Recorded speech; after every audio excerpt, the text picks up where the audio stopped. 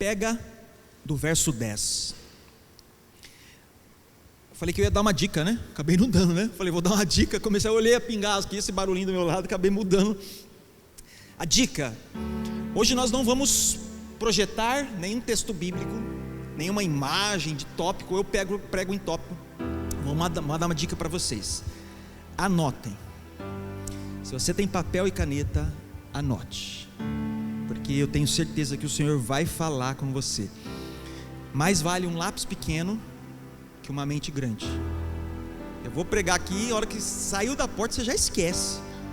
Anote o que o Senhor vai falar, algum texto que chama atenção, uma frase, porque não é só sobre você, é sobre nós, é sobre um povo, é sobre uma missão, ok? Ai, pastor, estou sem papel, caneta aqui.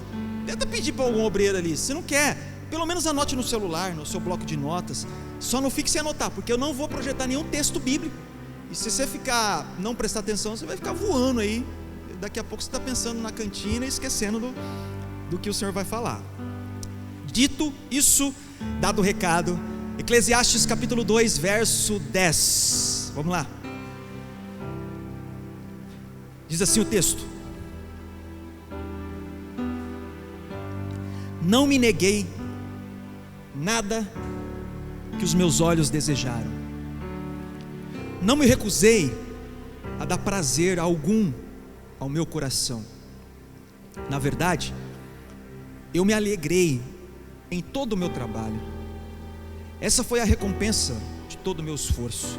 Verso 11: contudo, quando avaliei tudo que as minhas mãos haviam feito, e o trabalho que eu tanto me esforçara para realizar, percebi que tudo foi inútil, foi correr atrás do vento.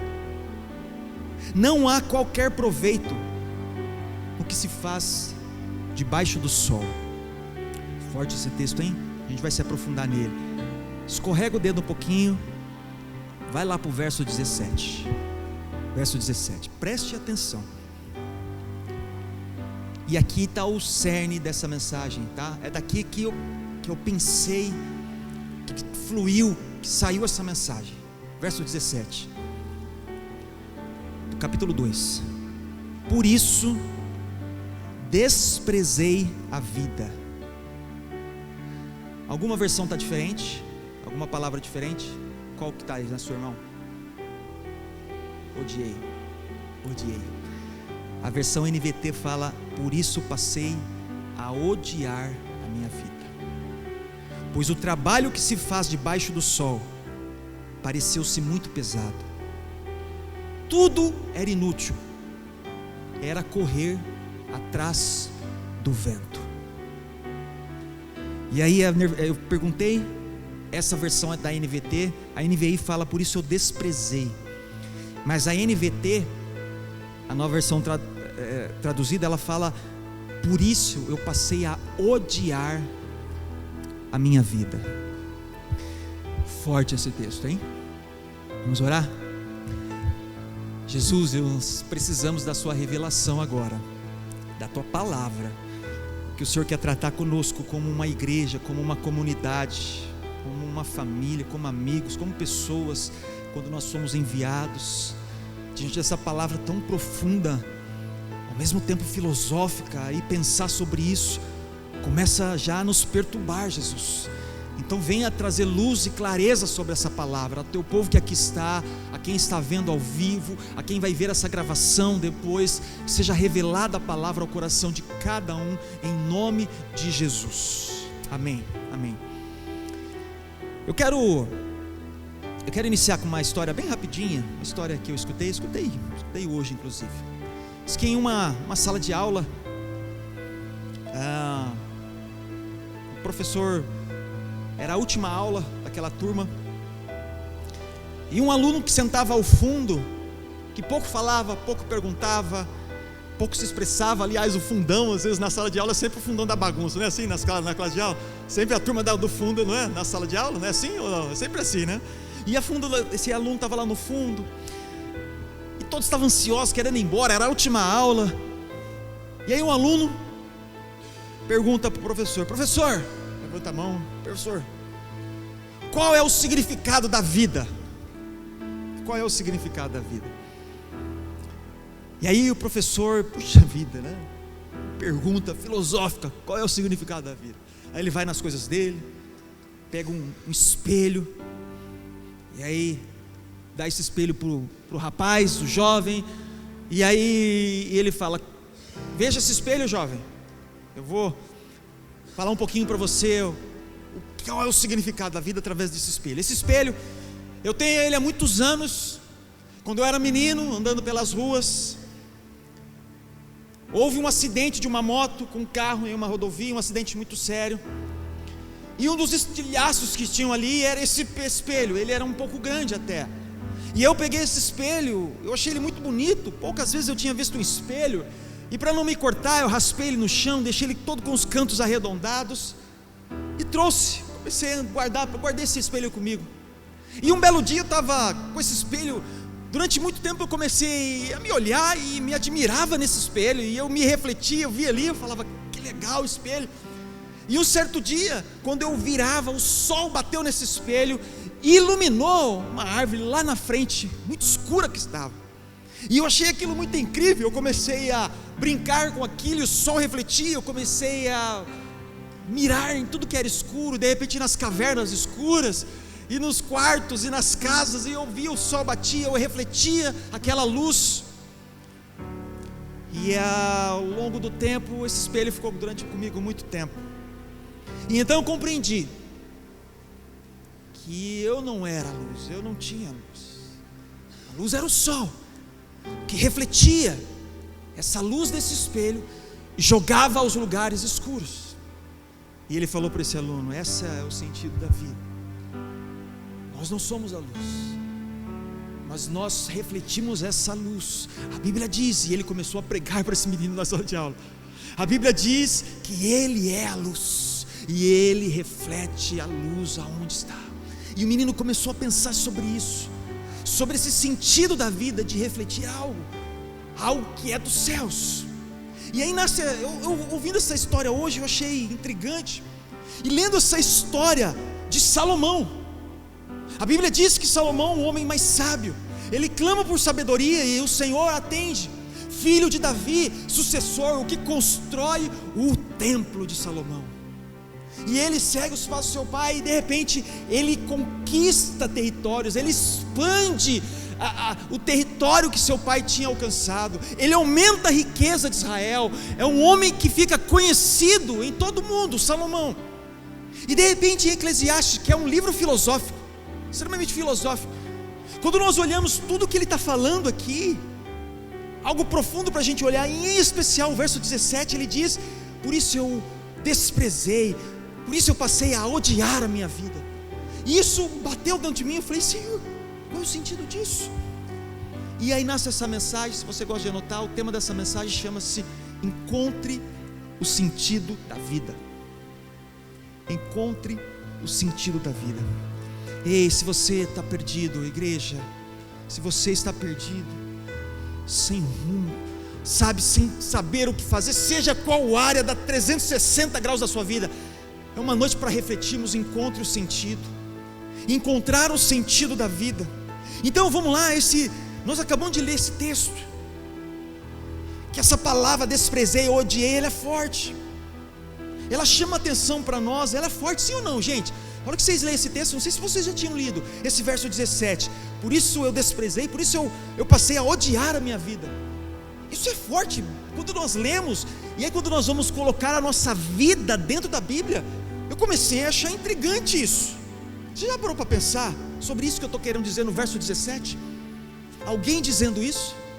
Porque a gente olha aqui o texto bíblico, que legal, Salomão, que legal, mas para pensar, alguém dizendo isso, alguém que talvez você conheça, talvez você dizendo: cara, eu desprezo, eu odeio a minha vida, eu não sei o que fazer. Imagina alguém, presta atenção nesses exemplos, alguém acordando pela manhã, sem um emprego, sem um trabalho, sem propósito, após tantas falhas na sua vida, cheios de problemas financeiros, lutas em cima de lutas, e de repente ele diz: eu odeio a minha vida. Sim ou não? Vocês acham que isso é possível? Sim ou não, igreja? Imagina alguém, já pensou? Um marido dizendo para sua mulher, após fracassos e mais fracassos, e vendo que a sua vida está sem propósito, sem rumo, ele diz para sua mulher: eu odeio a minha vida, minha mulher. Já pensou um jovem que está sem rumo, sem um norte, dizendo: quem sou eu? Eu não tenho identidade, tudo que eu faço dá errado na vida.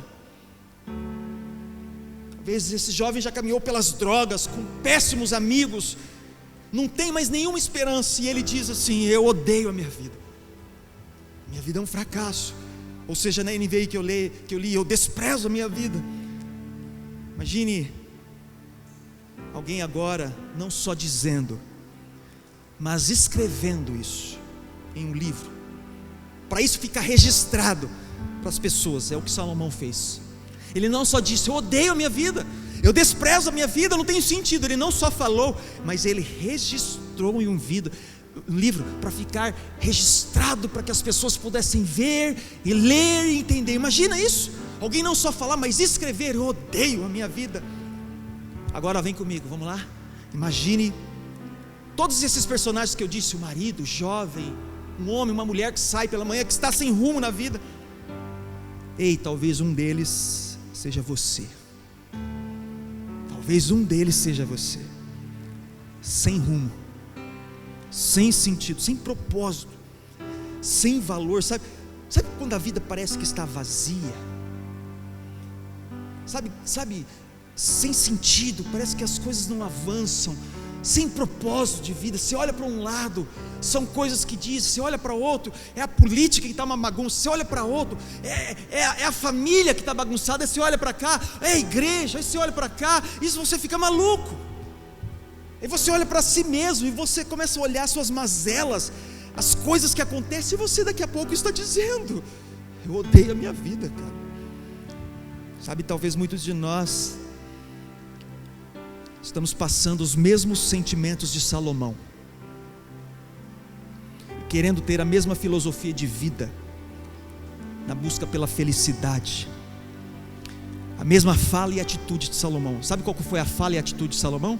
Talvez somos um de nós, e eu tenho certeza que a maioria de nós já vivemos essa filosofia de Salomão. Verso 10, vem comigo, sabe o que ele falou?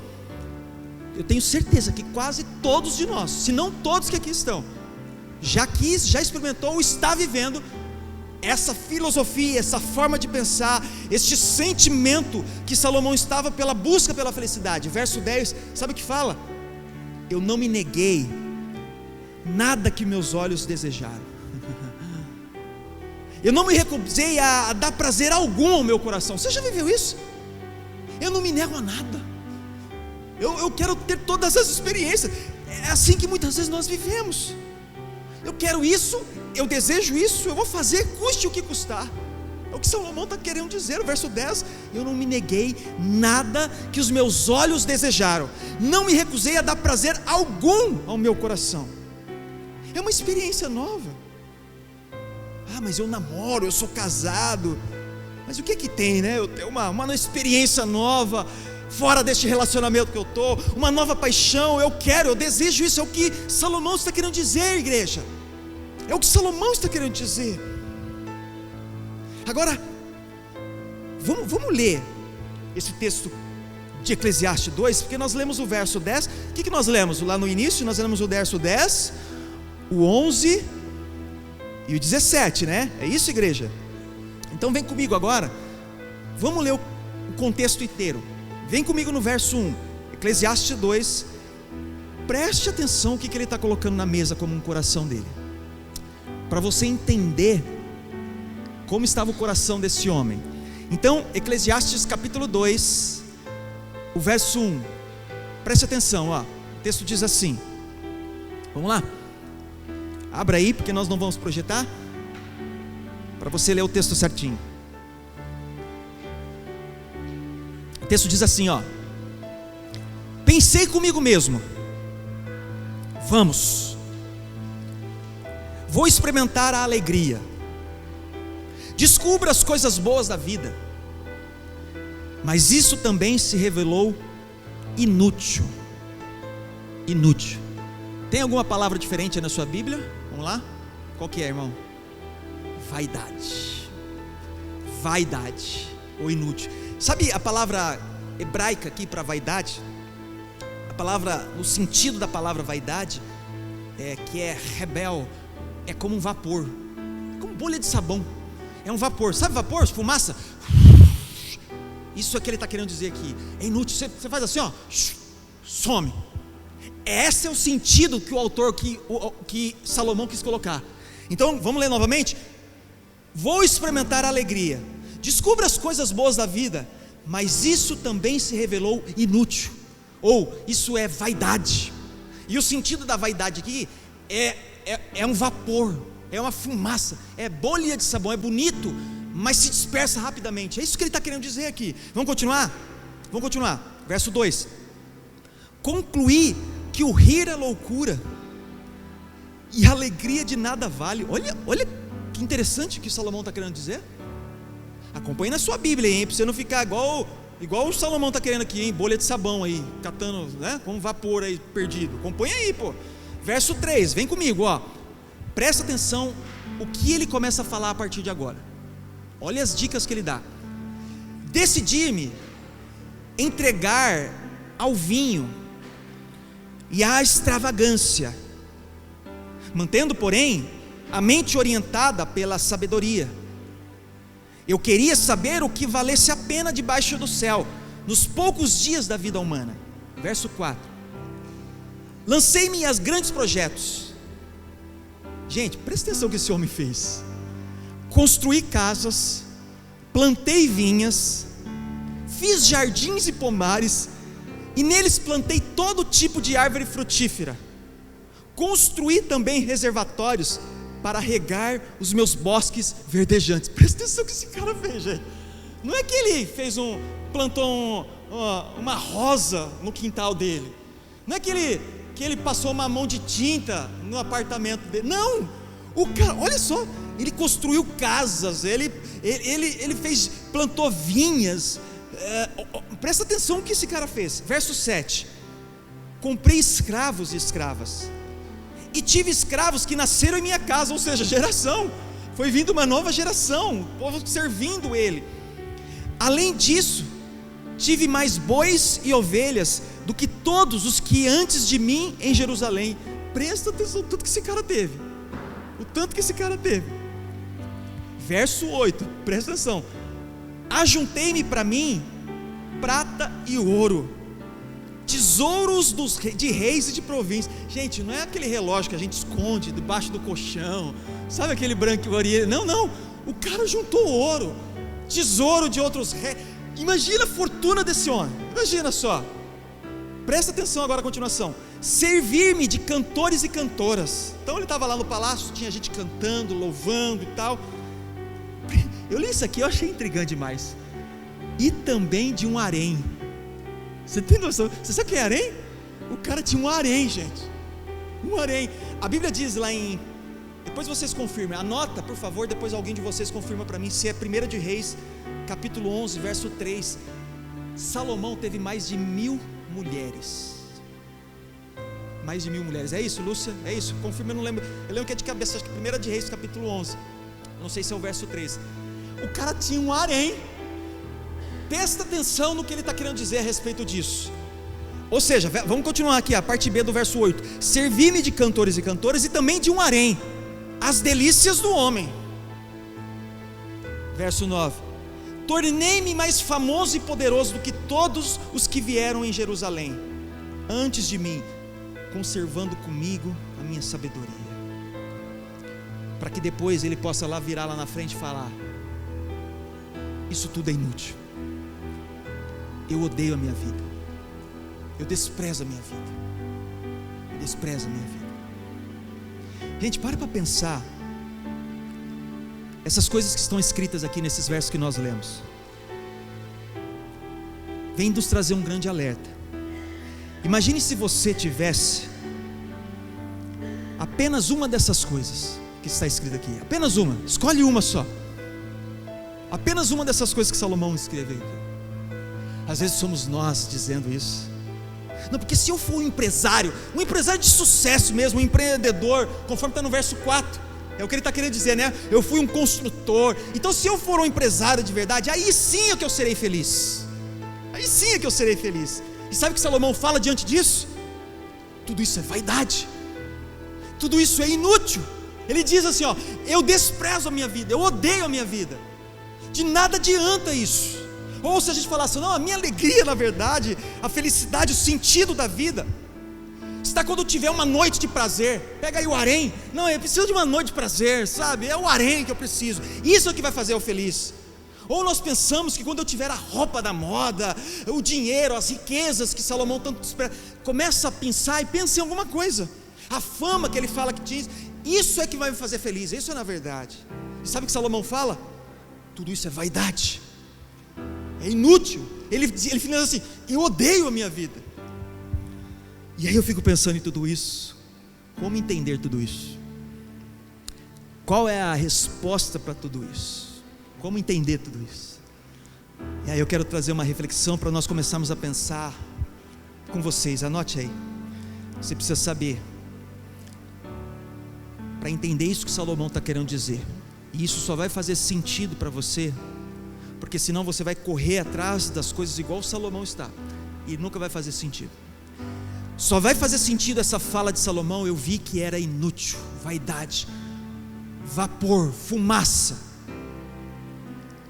quando você entender que existe um vazio a ser preenchido dentro do seu coração. Existe um vazio a ser preenchido dentro do seu coração. Um vazio. Pastor, por que um vazio?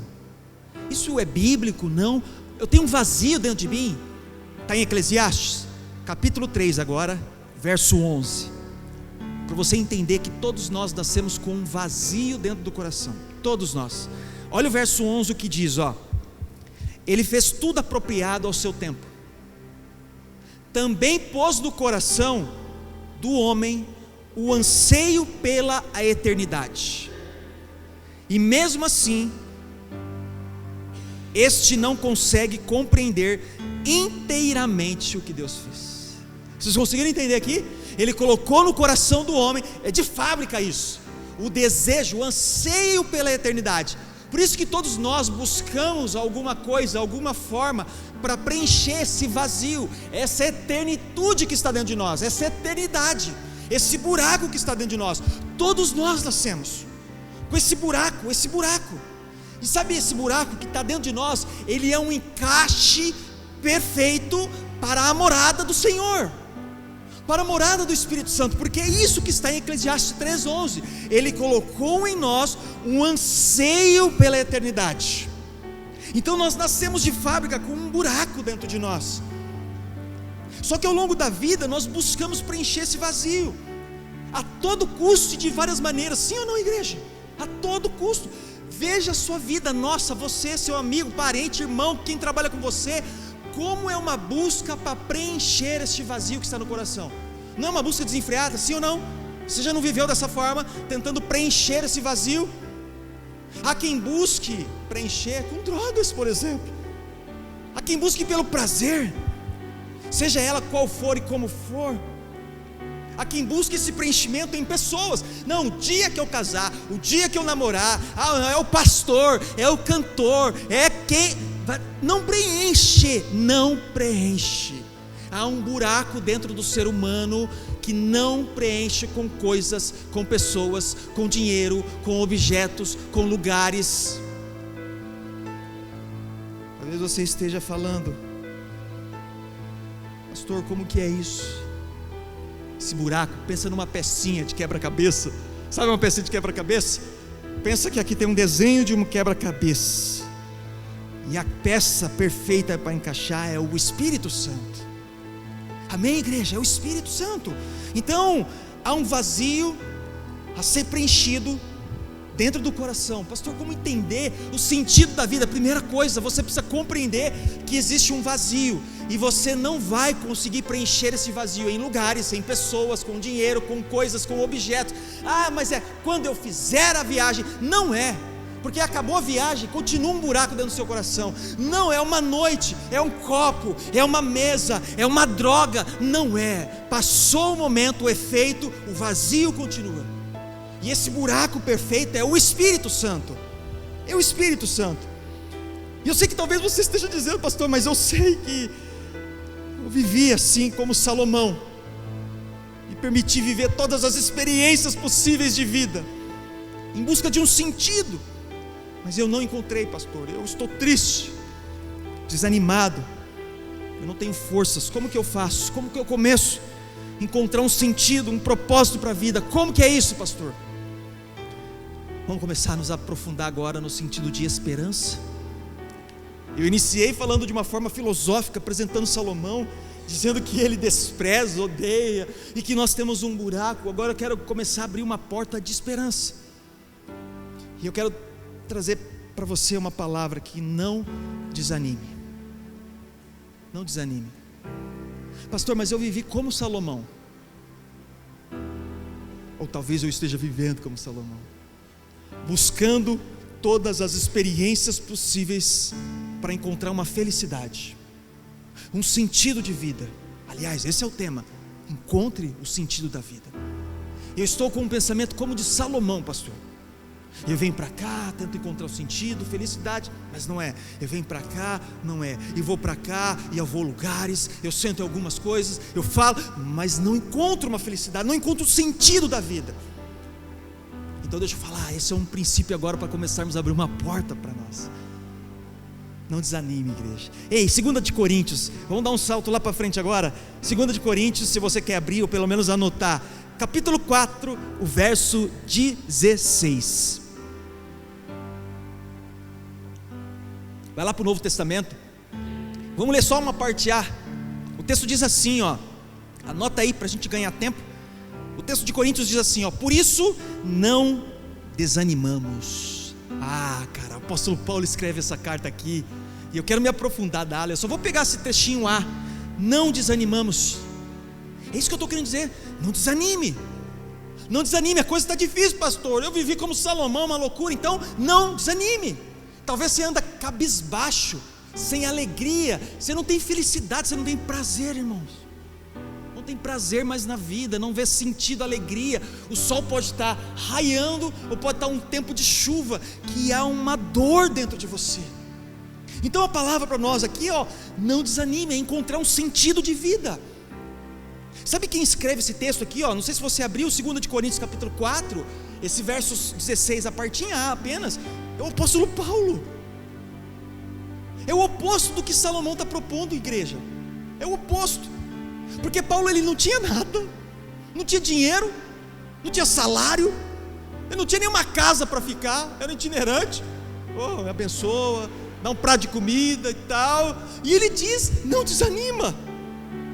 Não desanima. Enquanto um diz não desanime, o outro diz: eu detesto a minha vida.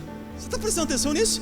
Enquanto Paulo, que não tem nada, não tem salário, dinheiro, não tem casa, todo mundo persegue ele e diz assim, ó: não desanime, não desanime. O outro que estava no harém, o outro que tinha cantores, o outro que tinha toda a riqueza do mundo, o outro que tinha tudo o que queria, diz assim: eu odeio a minha vida. Vocês estão conseguindo entender o que eu estou querendo propor? Essa filosofia que eu estou querendo propor aqui para vocês? Isso é profundo, cara. Porque quando a gente olha o apóstolo Paulo dizendo não desanima, e ele planta a igreja e traz essas palavras para nós, se tem alguém que parece que tudo dava errado na vida, gente, esse era o apóstolo Paulo. Todos os lugares que o apóstolo Paulo ia, ou ele foi preso, ou espancado, ou chicoteado, e ele diz: não desanime. Não desanime. Se de um lado você tem Salomão, que teve tudo, provou de tudo, dizendo: eu odeio a minha vida. Do outro você tem um que é preso, chicoteado. Paulo, ele foi dado como morto. Você sabia disso? Teve um lugar que ele foi apedrejado. Não é essas pedrinhas de rio que a gente joga assim, ó. Não, apedrejado. As pessoas passavam, é como se fosse um monte de carne morta. O pessoal pegou ele, levou para fora da cidade e falou: morreu, deixa aí. E viraram as costas. Ele estava como um morto. Ele levanta, ele diz: não desanime. Vamos ver o que Paulo passou? Porque nós estamos agora nesse contraponto sobre encontrar um sentido para a vida. Você precisa, igreja, sair daqui hoje pensando sobre isso. Ei, você não está numa palestra, numa palestra de coach. Não, você está num lugar sobrenatural. Você precisa sair daqui com um sentido da vida. Tudo foi aqui organizado, pensado, e os céus comunicam isso a nós. Você precisa pensar sobre isso. Então vamos dar uma olhadinha o que Paulo passou. Vem comigo, ó. Nós estamos... Você está em Coríntios aberto? Sim ou não? Sim? Então vem comigo no capítulo 11, no mesmo 2 de Coríntios. Vai para o capítulo 11. Vem dar uma olhada no que esse cara passou. Vem dar uma olhada, para a gente ver e entender o sentido da vida. 2 de Coríntios, capítulo 11. Olha o verso 23. Eu gosto de anotar, minha Bíblia, eu marquei tudo aqui o que esse cara passou. Cada palavrinha de coisa terrível eu fui grifando. Vem comigo no texto, ó. São eles servos de Cristo? Verso 23. Estou fora de mim para falar desta forma. Eu ainda mais.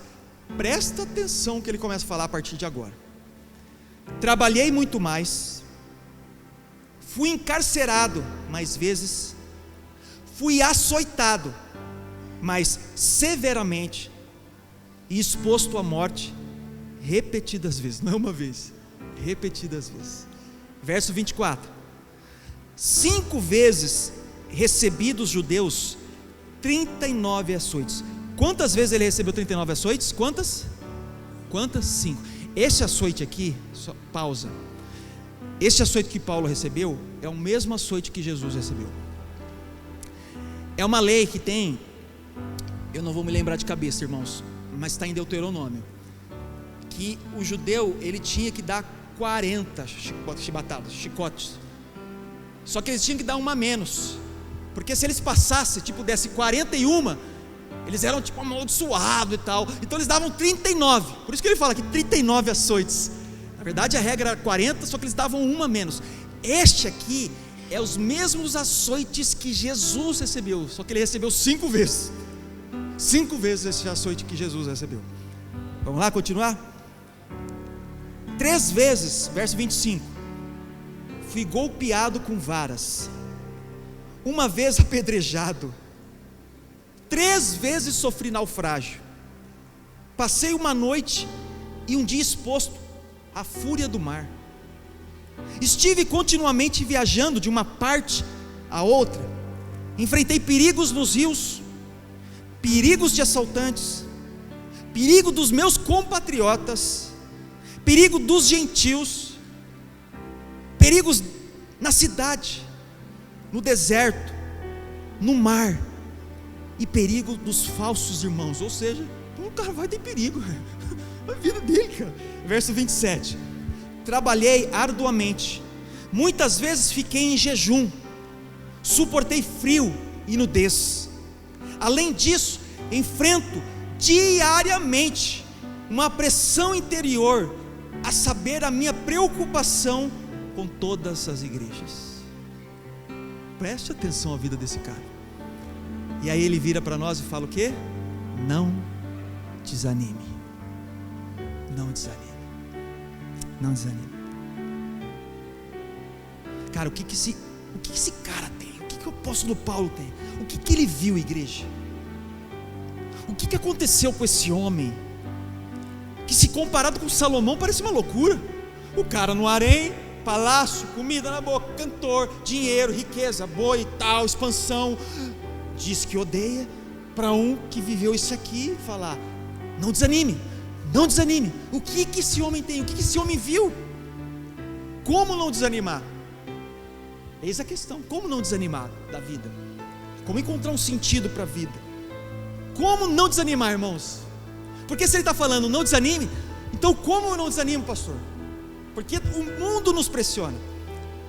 Vamos ler novamente o capítulo 4? Volta lá agora no capítulo 4, que agora a gente vai ver 3 versos e aprofundar um por um. 2 de Coríntios capítulo 4. Vamos ver como não desanimar, para encontrar um sentido para a vida, igreja. Ei, vamos sair daqui pensando e agindo diferente, por favor. Tome essa palavra no coração, sabe, pense nela, comece a colocar a sua vida nela. Diz assim, verso 16, agora vamos nos aprofundar, ó. Por isso não desanimamos, ele está falando. Embora exteriormente estejamos a desgastar-nos, interiormente estamos sendo renovados dia após dia. Pausa, né? Paulo nos diz: não desanime. É como se ele estivesse falando assim, ó, por fora está uma loucura, sim ou não? Vê na sua vida, olha a loucura que está, gente. O mundo, a sociedade, a família, a política, finanças, saúde, cada dia uma doença nova, uma loucura. O cara não consegue hoje plantar para ter uma noção do tempo, é uma loucura. Olha o que ele está querendo dizer, por fora está uma loucura. Ei, mas dentro de você está acontecendo uma transformação. É isso que está no verso 17. Você crê nisso? Precisa estar acontecendo uma transformação dentro. Foi a primeira reflexão que eu disse para vocês. Existe um vazio, lembra que eu falei, igreja? Existe um vazio, e esse vazio precisa ser preenchido pelo Espírito Santo. Se isso não acontecer, isso não faz sentido. Então ele está querendo dizer agora, após este preenchimento de Deus, do Espírito Santo, ele está falando assim, ó, o mundo é uma loucura, não adianta, o mundo não vai entender, mas dentro de vocês, o Espírito Santo, Deus habitando, as coisas estão acontecendo. É isso que ele está querendo dizer, é isso. Tem uma transformação. Então não desanime, é isso que ele está querendo dizer. Porque antes você buscava, olha isso não é verdade. Você buscava solução em vários lugares, pessoas, objetos, amuletos. Eu vou aqui porque aqui vai resolver. É um amuleto, é uma, sei lá, uma oração. Eu não sei. Você faz alguma coisa, antes você ficar buscando assim, ó, vou para cá, agora eu vou para cá, aí você vai, não, e você fica que nem uma barata tonta, rodando. Mas é o Espírito, cara. Nós precisamos ouvir, sentir, querer o Espírito Santo, porque o texto diz, verso 16, que interiormente nós estamos sendo renovados,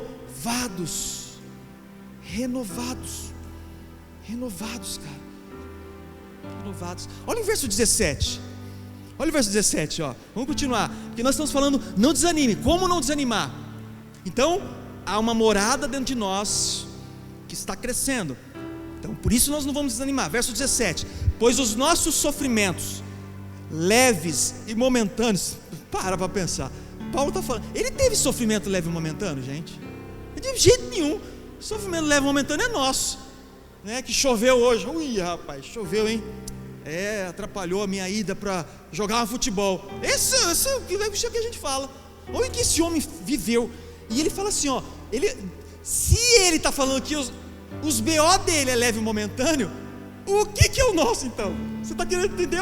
Então ele fala assim, ó, os nossos sofrimentos leves e momentâneos estão produzindo para nós uma glória eterna, que pesa mais do que todos eles. Todos eles o quê?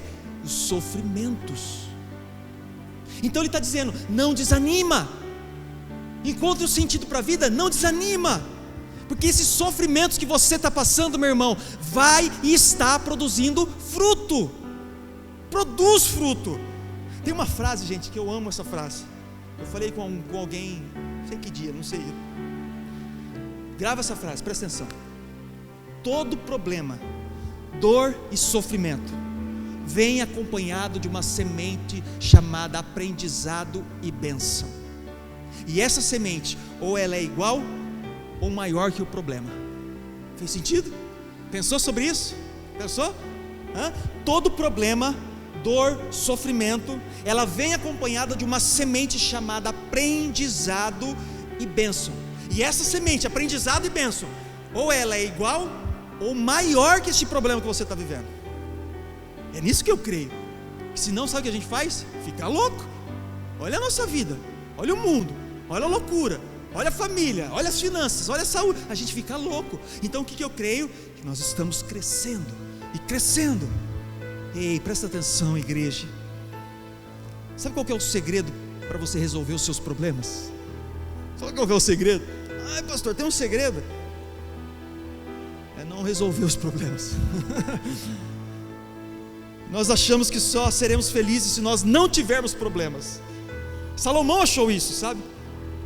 Ele teve a maior vida de prazer possível, com todas as delícias que uma pessoa pode querer. Ele teve tudo que 99% das pessoas queriam ter.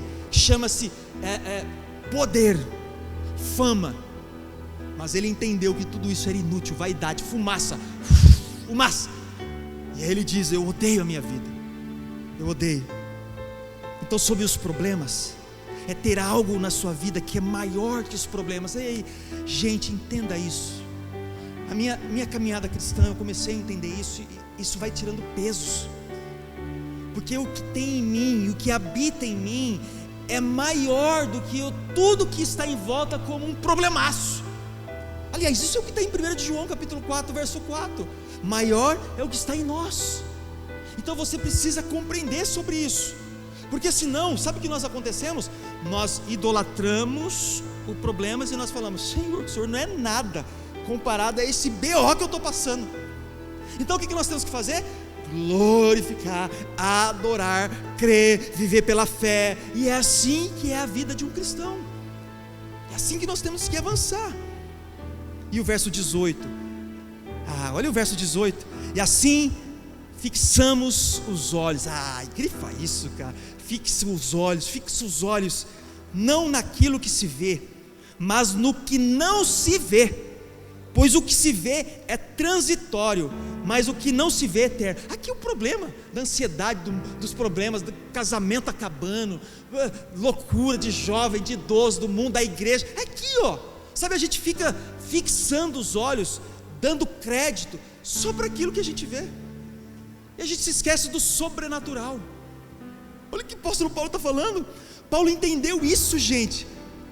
Ele sabia que uma chicotada, presta atenção nisso, uma prisão, um naufrágio, era passageiro e transitório. Mas Deus é eterno. Deus é eterno, igreja. Deus é eterno. Igreja, como nós precisamos desejar os céus. Sabe um dos grandes problemas da igreja de hoje? Sabe um dos grandes problemas? Nós não desejamos o céu. Os céus não é uma verdade para nós. Nós amamos isso aqui, a terra, como se os céus não existissem. E muitas vezes nós estamos como hipócritas. Hipócritas é forte, né? Mas a palavra hipócrita no grego, sabe o que é? Ator. É ator. E os céus não é uma verdade. Nós precisamos desejar o céu. Você precisa acordar durante a semana, desejar os céus. Desejar os céus, é lá que nós vamos. Desejar a presença, é Ele. Nós precisamos desejar o céu. Uma igreja que deseja o céu, sabe o que é? É uma igreja que avança, vai avançando as estacas. Sabe por que a igreja do primeiro século era imparável? Porque ela desejava os céus mais que qualquer coisa. Joga nos leões, eu desejo os céus, meu amigo. Corta a cabeça, o que me aguarda é maior que isso. Serra no meio, é os céus que eu vou. Sabe qual que é o problema nosso de igreja? É que nós assim, pensamos só aqui. Ai meu Deus, o que é a minha vida sem isso? É os céus, igreja, é os céus. Esse é o grande desafio. Sabe, Ele nos diz para não desanimar. Mas ao invés de você viver com os olhos focados no prazer, na pornografia, nas drogas, na riqueza, na fama, na dor, tudo isso é transitório, é passageiro. Ele está dizendo no verso 18: fixe os olhos em mim, fixe os olhos naquilo que você não está vendo. Isso é eterno, isso é eterno. E aí eis o grande desafio. Parece fácil, né? Sim ou não? Parece fácil? Mas esse é o desafio. Como agir, como viver diferente, como ter uma vida, uma mente, um coração como o de Paulo. Como, irmãos? Como eu posso fixar os meus olhos no que é eterno, naquilo que não se vê? Como? Como, igreja? Como que eu fixo os meus olhos naquilo que eu não vejo? Como que eu posso ter um coração como o de Paulo? Que o mundo estava acabando e ele diz: não desanima. Como que eu posso ser uma igreja real, verdadeira, com esse coração, que olha para o que é eterno e não para o transitório. Como igreja? Desafio, hein?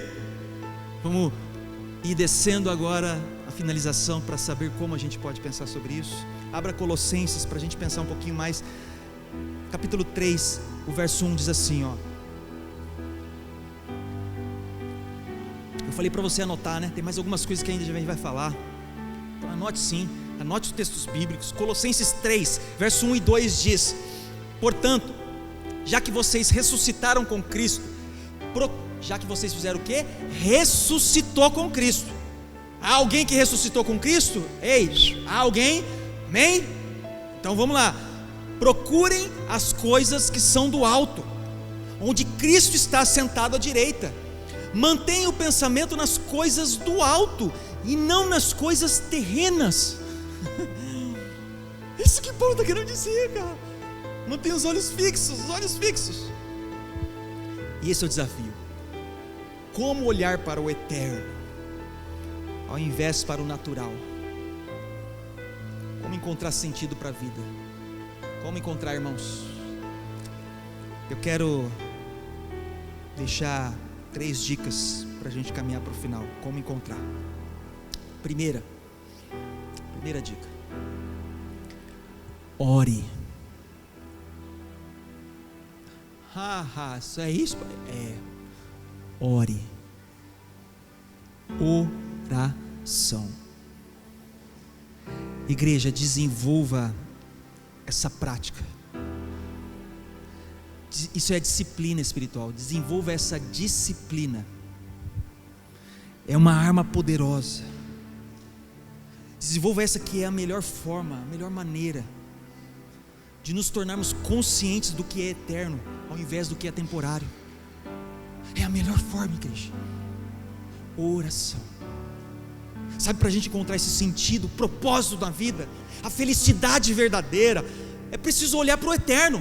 Você não vai conseguir encontrar a felicidade verdadeira, o sentido para a vida, o propósito de vida, nos lugares, da mesma forma, com a mente humana que você está. Você precisa olhar, conforme no texto que nós lemos, para o eterno, para aquilo que você não vê. Faz sentido? Foi o texto que nós lemos de Coríntios.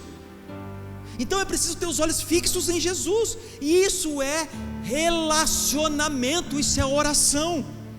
Gente, é impossível, eu não consigo entender uma igreja que não ora, uma pessoa individual que não ora, ter experiências sobrenaturais, querer viver algo diferente com Deus, querer ser usado por Deus, querer avançar como igreja. Se você não ora, não se relaciona, é impossível viver isso.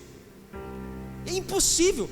Parece simples, mas é impossível. Então, quer encontrar um sentido para a vida? Ore. Agora, o que é oração? Várias perguntas, né? Uma pregação hoje muito filosófica, né? Eu lanço e pergunto: o que é oração? O que é oração? Mateus 6 não fala o que é. Vem comigo em Mateus 6, diz assim, ó. Você quer abrir, você abra, ou pelo menos anote. Mateus 6, verso 6. O texto diz assim, ó: mas quando você orar, vá para o seu quarto, feche a porta e ore a seu pai que está no secreto, e então seu pai que vê no secreto o recompensará. E quando orarem, presta atenção, não fiquem sempre repetindo a mesma coisa, como fazem os pagãos. Tipo, sabe que o evangelista está querendo dizer assim, ó, para de ser papagaio de ficar repetindo, né? Eles pensam que por muito falarem serão ouvidos. Verso 8: não sejam iguais a eles, porque o seu pai já sabe o que vocês precisam, antes mesmo de o pedirem. Sabe o que o evangelista aqui está querendo dizer, o Mateus? Para de ficar dizendo, sabe? Deus, meu chefe é um chato. Aí você está orando, aí fala: ai meu Deus, meu chefe é um chato, Deus, meu chefe é um chato. Aí a minha esposa é difícil, e o meu marido, Deus, olha o meu marido. Sabe, você fica orando assim. Aí você fica: Deus, olha o preço do tomate. Você fica repetindo isso. Olha a inflação, olha os governantes. Sabe, Deus, Ele quer que você entre em um processo. A oração é um processo em que os céus se tornam uma realidade, Deus sabe de tudo, e o que nós não sabemos é o poder dos céus. Essa é a diferença. Então o que está querendo dizer aqui o Mateus é que o Senhor sabe isso. O problema é que nós não sabemos sobre os céus. Por isso que nós oramos assim, entende? Nós não sabemos sobre os céus. Nós comunicamos errado, entende? E aí ele fala como que então deve prosseguir. Continua aqui comigo no verso 9. Ele diz assim, ó: vocês orem assim: Pai nosso que estás nos céus, santificado seja o teu nome. Olha que diferente. Desça aos céus aqui. E não assim, olha meu chefe, olha esse mar. Não, ele está falando, olha a oração como é sentido. Pai nosso que estás nos céus, santificado seja o teu nome, e venha o teu reino, e seja feita a tua vontade, assim na terra como nos céus, e dá-nos hoje o nosso pão de cada dia. Olha só que sentido isso. Ele está pedindo pelo um pão diário, ele está pedindo o pão de hoje. Nós costumamos pedir o pão da semana toda. Tem alguns que pedem o pão do ano todo, né? Eu vou pedir pão para o ano todo, que eu não preciso orar mais, né? Senhor, abençoa aqui, dá pão para o ano todo, que eu não venho mais pedir pão. Ele pede o pão diário. Dá o pão de hoje, Jesus. Sabe por quê? Porque amanhã eu vou clamar por mais pão. Amanhã eu vou aos seus pés para agradecer. Eu vou clamar por esse maná. É algo diário. E detalhe, né? Se ele está clamando pelo pão de hoje, dá o pão. Tem um detalhe de ser de manhã, né? Dá o pão de hoje, porque eu vou precisar comer, Senhor, o dia todo. Perdoa as nossas dívidas, as ofensas, né? Assim como nós perdoamos os devedores, aqueles que temos ofendido. E não nos deixe cair na tentação, mas livra-nos do mal, Jesus. Que teu é o reino, o poder e a glória para sempre. Pare de enviar a terra para os céus, mas traga os céus para a terra, cara. Glorifique, creia e tenha fé. Tenha sua vida, atitudes, decisões a partir da oração. Gente, presta atenção nisso. A nossa vida, as nossas atitudes, as decisões têm que partir de um ambiente de oração, de uma presença, de uma voz que Deus comunicou. Você só encontrará sentido, só verá o eterno, só manterá os olhos fixos no que você não está vendo se você orar. Esse é o princípio. Segunda dica, para a gente encontrar esse sentido, né? E manter os olhos fixos no eterno, naquilo que não se vê. Segunda dica: sirva. Sirva a igreja. Servir é um dos pilares dessa igreja, mas não é dessa igreja, é de toda a igreja. Servir, sabe, o serviço é uma das melhores maneiras de focar no que é eterno. É servir. O serviço ao reino dá sentido para uma vida cristã. Ele dá sentido a uma vida cristã. Gente, é impossível nos limitarmos a uma vida de domingo cultual. É impossível. E eu não estou falando sobre essas quatro paredes. É uma vida transbordante diariamente sobre o reino. A vida cristã, ela gera frutos. Sabe, é uma das poucas coisas que fazemos que não é inútil. Sabe, a vaidade, a fumaça. O serviço não é inútil. Olha que Coríntios capítulo, anote só, Coríntios 15:58 diz: portanto, meus amados irmãos, mantenham-se firmes e que nada os abale. Sejam sempre dedicados à obra do Senhor, pois vocês sabem que no Senhor o trabalho de vocês não será inútil. Não será inútil. Sirva. Sabe, um dos grandes problemas nossos de servir é uma palavra chamada egoísmo e preguiça. Egoísmo e preguiça. Isso impede a gente de avançar, de servir, de olhar, de avançar. Sabe, não seja um egoísta. O Senhor está querendo dar um sentido novo, um propósito. Encontre um sentido para a vida. Nós estamos falando sobre tantos pontos, e eu estou caminhando para o final falando sobre oração, sobre servir. Você vai encontrar sentido para a vida, irmãos. E não é assim? Quem aqui já se dispôs a servir e encontra sentido? Parece que quando você às vezes está abalado, triste, aí de repente você serve, parece que uma luz que irradia dentro do seu coração. Não é assim? Não é quando você se dispõe a ajudar, sabe, a colocar, a fazer algo, parece que abre uma luz dentro de você. Sim, Sabe, a mensagem para nós: não seja um egoísta, um preguiçoso no reino. Porque essa era a mensagem que o Salomão falava. Sabe o que o Salomão falava? O egoísta. Eu construí, né? Eu ajuntei ouro, né? Eu tenho harém, né? É eu, e é eu. Esse é o egoísta. Esse é o egoísta. Sabe, o egoísta, ele não se preocupa com algo como comum, como uma comunidade, não. Ele faz do jeito que ele quer. Esse é o egoísta. Ele olha para si. Então está do meu jeito, é o egoísta. Mas não, nós temos que avançar. O serviço é amplamente, é o que o meu irmão está, se está pesado o fardo para o meu irmão, não é só sobre mim, não é sobre o jeito que eu quero, ou o horário que eu quero, não, o meu irmão está sofrendo, então eu vou me dispor a ajudar, a estender a mão para ele. Caso contrário, é um egoísta que só pensa em si. Então sirva, isso dá sentido para a vida, sentido para a vida, irmãos. Como é lindo. Olha João 6,27, anote aí, eu vou falar para vocês: não trabalhem pela comida que se estraga, mas pela comida que permanece para a vida eterna, a qual o Filho do Homem lhes dará. Deus, o Pai, nele colocou o seu selo de aprovação. Aleluia. Encontrar sentido para a vida, manter os olhos no eterno. Não faça só as coisas que pagam as suas contas e coloca o arroz e o feijão na sua casa. Isso é bênção, tem que fazer. João 6,27 nos dá um up. Não faça só isso, não faça, mas sirva, ame, viva, contribua, participe de um PG, viva um reino, viva uma igreja local, viva a igreja avançando, uma igreja missional, viva isso. Servir, igreja, servir, sirva.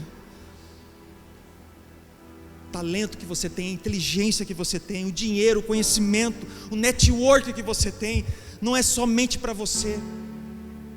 O mundo diz isso, que você precisa acumular, pise no outro, custe o que custar. Mas o reino de Deus é servir. E o último, compartilhe Jesus. Quer encontrar sentido para a sua vida? Compartilhe Jesus.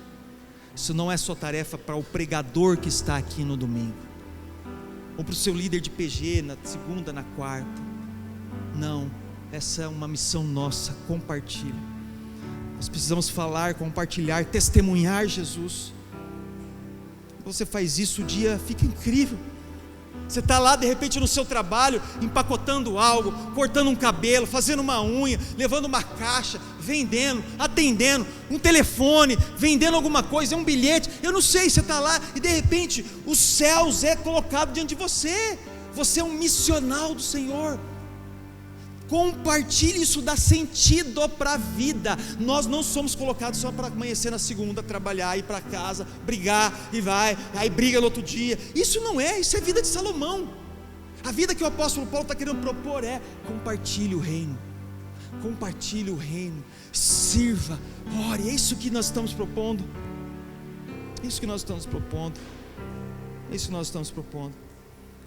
Irmãos, nós precisamos sair de um culto como esse, com a consciência de que a vida está errada. Estávamos andando em caminhos errados, em lugares ruins. Nós precisamos entender que estávamos vivendo sem propósito, perdido. Talvez alguns aqui entraram nesse culto hoje com um coração como o de Salomão. Sabe o que Salomão falou? Talvez é você, e em nome de Jesus você vai sair diferente. Sabe o que Salomão falou? Eu odeio a minha vida. Talvez você entrou aqui hoje falando isso. Preste atenção, nós estamos caminhando para o final, tá? Existe esperança para você. Existe esperança para você, para nós. Deus quer habitar aí dentro do seu coração. Ele quer preencher esse vazio que está aí. Ele quer te fortalecer, para você não desanimar mais. Não desanime. Ore, sirva, compartilhe Jesus. Felicidade, ela existe, e ela pode ser encontrada em Deus. para a gente finalizar Salmo 16. Abra aí, eu queria que você lesse junto, Salmo 16.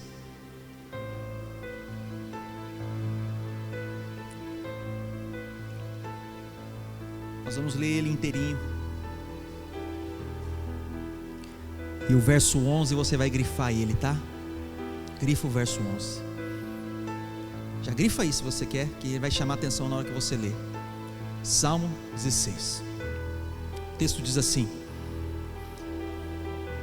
protege-me, ó Deus, pois em ti me refugio.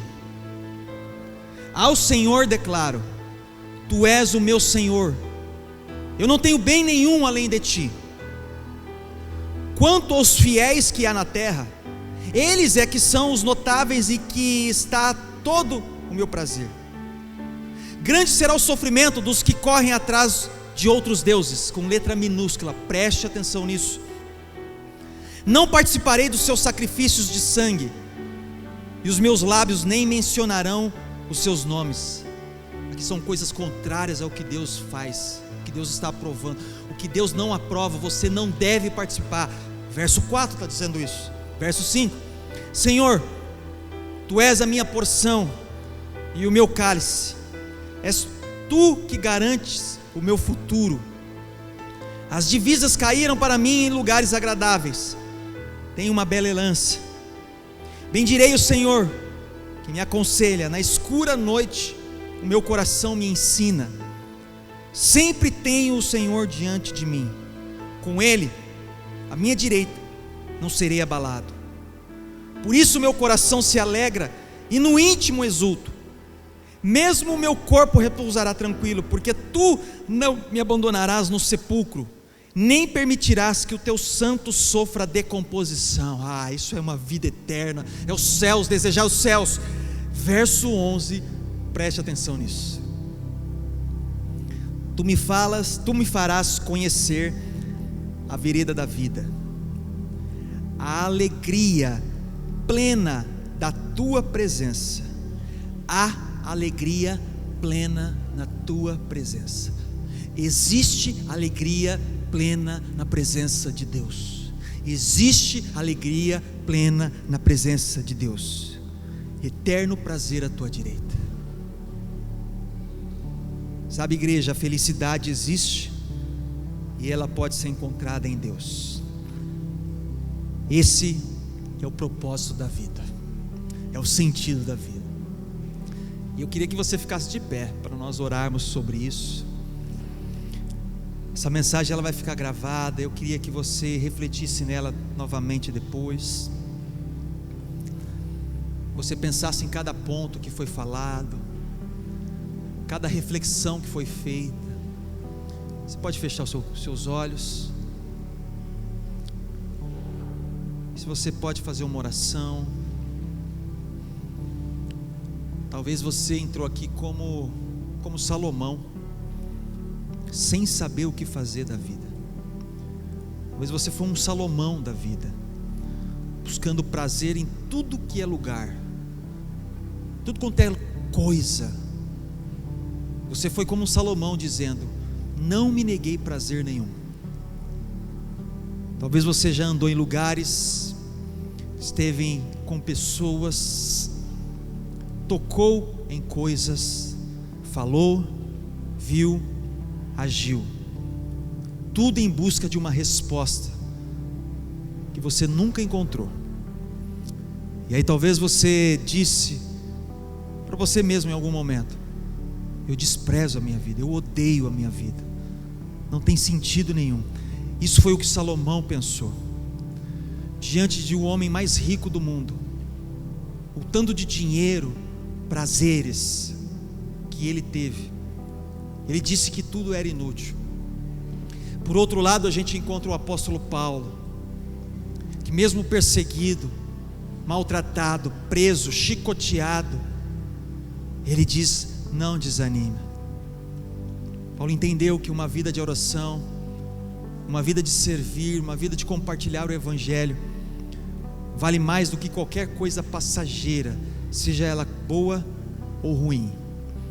Por isso eu oro, Jesus, por cada um que aqui está, família que está aqui, pessoas que estão apresentando o seu coração diante de Deus, que têm vivido tempos difíceis, seja pessoalmente, seja como comunidade, seja como família, seja ministério, seja financeiro, seja na área espiritual, emocional, tempos difíceis, a ponto de chegar e falar: Senhor, eu odeio a minha vida, não tem sentido algum.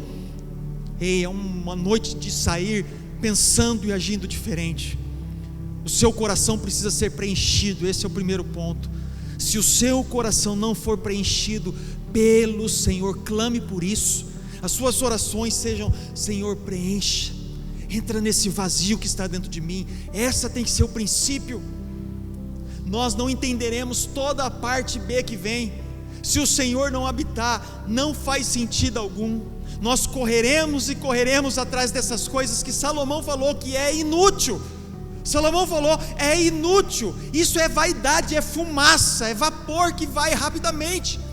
Nós precisamos ter um coração de Paulo, a dizer, a viver, mesmo diante de tanta loucura, perseguições, medo, angústias, naufrágios, fome, nudez que ele relata. Ele diz: não desanime, isso está produzindo algo muito maior em você. Então permaneça fiel, irmãos, não desanima. Apresente a sua casa, a sua vida, o seu chamado. Pare de viver uma vida só para ti. Você não foi chamado para viver uma vida egoísta. Uma vida cristã não é uma vida egoísta, não é somente sobre você, como você quer, do jeito, não, uma vida é uma vida para resplandecer. Lembra da história? É resplandecer a luz de Jesus, é resplandecer a luz. É sobre olhar para o lado e saber: se meu irmão precisa de mim. É sobre olhar para o outro e falar: esse vizinho precisa de mim. É sobre olhar para frente e saber: esse meu marido, a minha esposa, o meu filho precisa de mim. Eu preciso compartilhar Jesus, eu preciso orar mais, eu preciso ser fiel a Ele, eu preciso servir a Jesus nesta terra de uma forma verdadeira e compartilhar sobre Ele. Jesus, derrama essa bênção sobre nós. Nós vamos para casa felizes. Restaura casamentos, família, filhos, relacionamento, ministério. Reerga ministérios aqui, Jesus. Ai, traga pessoas, Senhor. Abençoe a tua igreja, o teu povo. É assim que nós queremos ir para casa, encontrando um sentido para a vida. E esse sentido está somente no Senhor. A Ele honra, glória e poder para sempre. Amém. Ei, uma salva de palmas a Jesus. Glorioso é Ele. Encontre esse sentido em nome de Jesus, irmãos, em nome de Jesus. Deus abençoe. Se assente um pouquinho. Deus nos abençoe, né? Palavra poderosa, hein? Palavra poderosa, né? Guarde ela no seu coração. Viva ela de uma forma poderosa. Compartilhe com alguém. Hoje é tão fácil compartilhar. Você vai mandar para alguém essa mensagem e você vai se encher do Senhor. Amém? Glória a Deus.